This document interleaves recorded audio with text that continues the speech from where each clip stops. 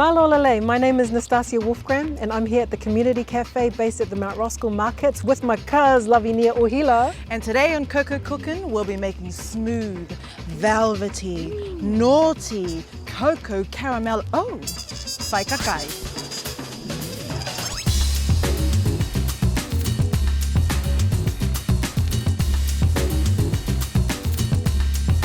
First things first, let's make our Coco Caramel.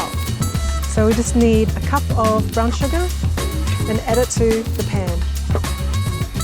Just keep on stirring till it dissolves. And now that it's pretty much all dissolved, we can add the coconut cream. So we're adding about a cup in total to make this caramel sauce.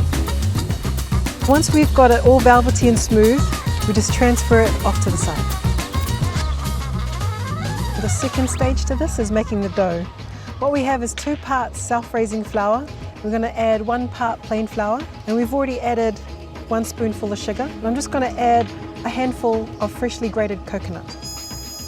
As we're doing this, we've already got a pot of water boiling, and we're just adding a cup of water into this. What we're aiming for is a sticky texture with the dough. Add a dash of coconut cream. I think it's about time to get my hands dirty. If you don't want to be as messy as I am, you can flour your hands before.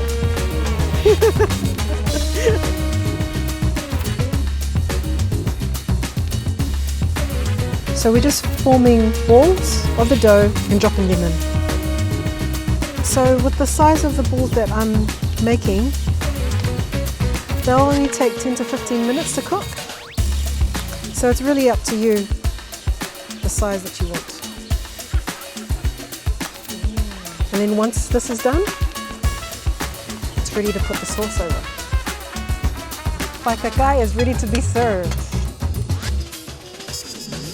To complete what Faikakai is all about. That's right. Bringing together the dough with the beautiful sauce. Look at that.